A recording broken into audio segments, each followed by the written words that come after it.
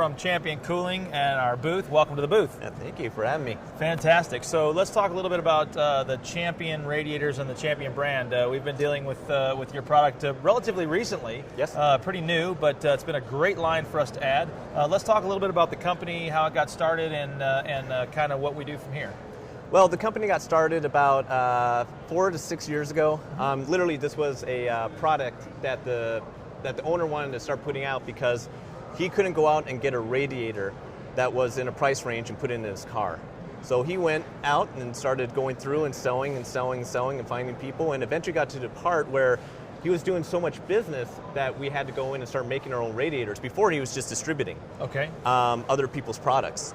And it just got to the point when he was moving so much of this that he had to go and move forward and start manufacturing. So now we do all of our own manufacturing of our radiators. Cool. So it kind of made sense for him at that point. Once he saw that there was a pretty good market for it, he kind of made sense to go ahead and start manufacturing his own. Yes. And also be in charge of some quality control as well. Definitely. Okay, yep. Cool. Now, Champion Cooling offers several lines of radiator. We'll start out by talking with about the American Eagle line. That is a line of radiators that you have a composite aluminum as well. Yep. And then you have an all aluminum version of that. Yep. Well, and then you have an all aluminum version of that. We have American Eagle brand is a plastic aluminum, which is most of the newer cars, right, which is a composite tank on an aluminum core. And that is usually anything from early 90s going all the way up.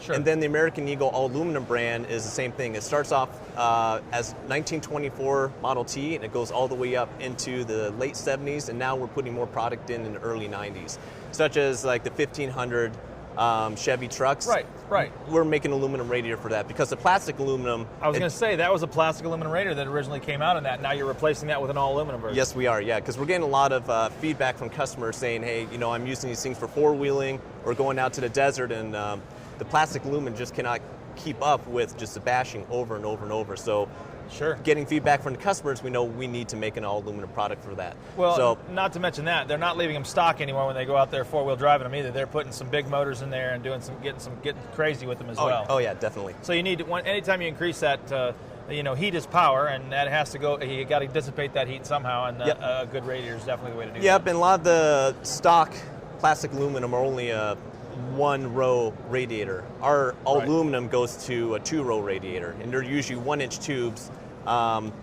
two of them, so we're a little over 2 inches on the thickness of the radiator. So the guys can still run the AC if they want to. So sure.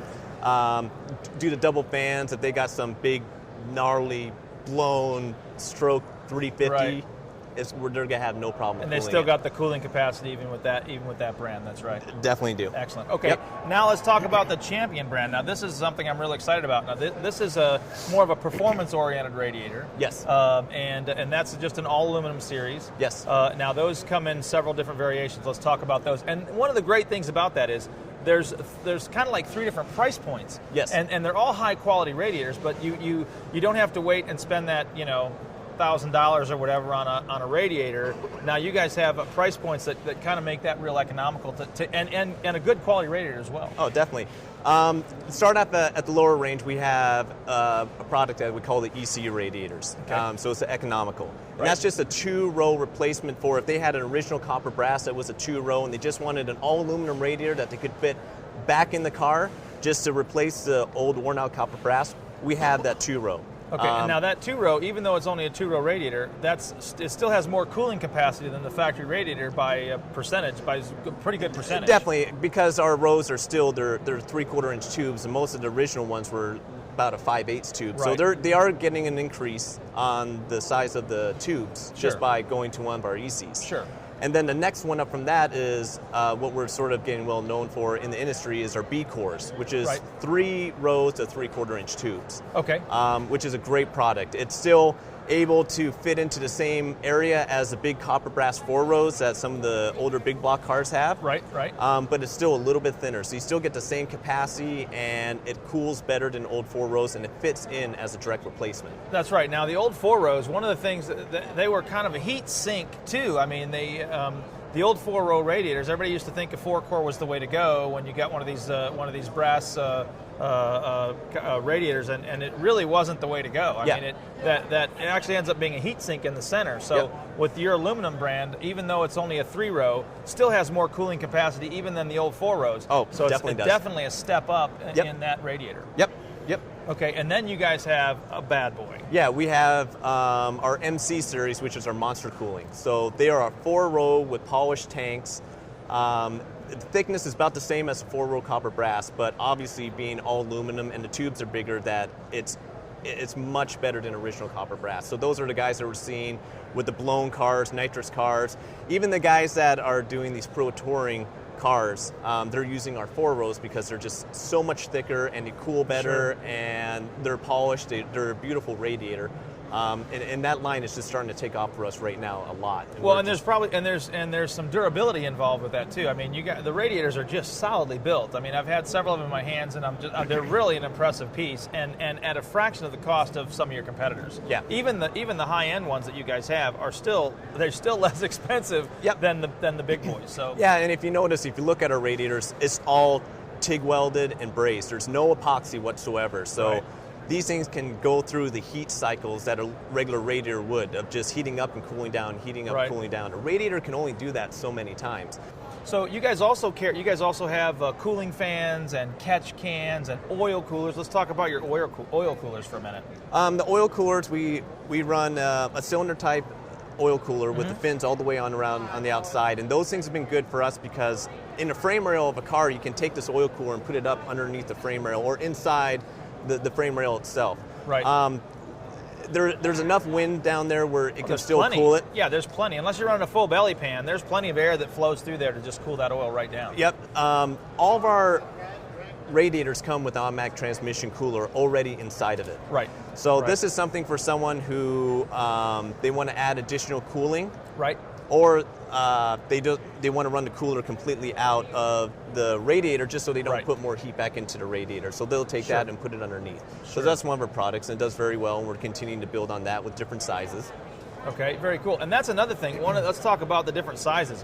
You guys offer some radiators for vehicles that people don't even think about. I mean, you have radiators for the little Austin Healey's and old school Mini Coopers. They have those little tiny radiators. You guys have replacement radiators for those. Everybody ignores that market, but you guys kind of embrace those guys, even though they're just onesie twosies, because you guys build in house. Yep. You guys kind of embrace that. Yeah, we also have ones for Triumphs. We just developed one for the Jaguar, the old ones, and we know that because we're all hot rodders ourselves, and building these just different cars, not having that radiator, and you have to go out and try to find a copper brass and then have it record. It's just a lot of money. These guys are spending $600, $700, $800 in a copper brass, and they don't even know if it's going to cool in these motors. If they're running the V12 Jag, which this is for, they know it's going to work, but they want something for sure. So putting our radiator back in there and they're running the new AC, then they know it's going to cool. And that's what we're going after. We want to make sure that there's a radiator in every one of those just different cars where they haven't been able to find something. As long as the customer calls us up, then they have a copper brass and we know that there's a need for it, we'll make it. We don't care if we're only going to sell 1 or 2 a month, because as long as we're selling through the year, we're happy with that. It matters.